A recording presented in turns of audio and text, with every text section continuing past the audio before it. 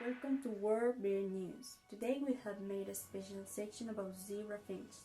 For starters, let's talk about their natural history. According to Christidis, zebra finches are weaver finch members of the class Avia within its own genus Tinaipygia. Zebra finches are abundant in their native Australasia, and in the wild, they live in arid open steppes with scattered rushes and trees that provide nesting and roosting opportunities. They are varied in their nesting habits, with nests being found in cavities, low trees, and in a lot of different places. They usually feed on winter diets after substantial rains. They have strong beaks and they don't have teeth, but instead they have a muscular gizzard that break down the seed. They are a highly gregarious species, gathering in large flocks of 100 or more birds. Thank you so Now much. we continue with the features of the environment. To ensure animal welfare, the enclosure have to be large enough for a long horizontal flight. It is important that the placement of the indoor enclosure will avoid the wind and should have the back against the wall. Outdoors, zebra finches can tolerate very low temperatures. However, it will be better if given suitable flights and an appropriate shelter. The outdoors enclosures should avoid predators to perch above the area, and the roofs should allow the entrance of light. For birds being kept inside, a room with a wide daylight cover is better. Nager and Law recommend lighting with an alternative options the rooms with poor or non-daylight cover, and if the birds are near the window, provide shadow.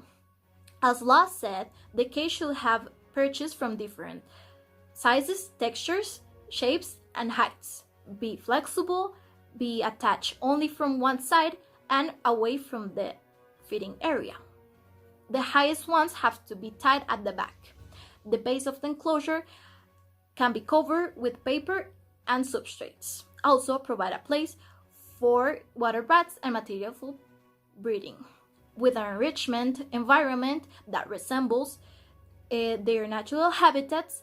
Birds will avoid abnormal behaviors. Thank you very much, Luisa. Now onto the path of physiological signs that can indicate a poor welfare in finches that you can be looking for are loss of their feathers, loss of weight, loss of the pectoral muscle mass, dyspnea, irritation of the eyes that won't allow them to fully open them, blocked sinuses, presence of pus known as wet eye, bald patches around their face, bleeding, their feathers are going to be ruffled up, abnormal convexity of the abdominal wall. There are also going to be hard lumps under or over the skin, inability to perch or walk properly, abnormal wing positioning, tremors, ataxia, paralysis, abnormal or absence flight, head tilt and head shaking, and also according to Palm and Constantini, there are going to be alternations in their stress hormones such as catecholamines and cortisone. Therefore, it's important to observe and isolate the birds whose welfare raises concerns. Thank you very much. The pathophysiological signs mentioned by Nicole are of great importance in understanding behavioral changes, since abnormal behavior is less common in finches than in other birds. According to some, peculiar out of plucking is rare in captive cage finches, but if it is related to reproduction, it may be normal behavior. Still, when there are negative behaviors in captive finches, they are mostly related to bullying and pecking from other finches, which requires close attention, where well-being is determined by increasing or decreasing of food or water consumption, increased pecking behavior of damaged files away from others, lack of interest in the environment, increase of decreased performance of the comfort behavior such as grooming or power bedding, hiding hair in the plumage, cannibalism, excessive attention to any part of the body, stereotypical behavior, immobility, unusual positions, changing city partners. And they can also affect factors such as overcrowding, lack of social stability, since they are social animals, and poor environment enrichment. Stereotypical behaviors such as route laying and point selection, where the first is that the bird repeatedly follows the press spot inside the cage, and the second one is when it repeatedly touches a specific point on its body in the environment of the cage. Keep in mind that singing is a non-reliable sign of a good well-being, and according to Juan and Hesser, since is related behavior that depends their upbringing, although certain changes can indicate alterations in welfare. Thank you, Mabel. My name is Linda, and I will talk about the plan for improving welfare worldwide.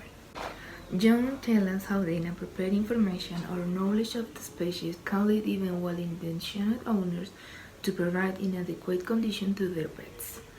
Some of the problems that can be found and occurring in captive environments are insufficient space, poor enclosure design and location, lack of recruitment and care.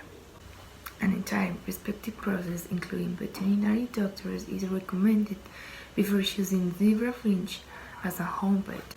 One of the most important action points is to increase research to understand their nutritional, husbandry, and behavioral needs, including social context, human interaction, and disease control, as well as more effective assessment of welfare, including pain. In conclusion, you must have a clear idea of each of the needs of zebra finch, since everything has to be suitable for an animal well-being without any problem in the future. Each of the studies obtained with these birds must be manifested to each of the people to ensure compliance with a real captivity.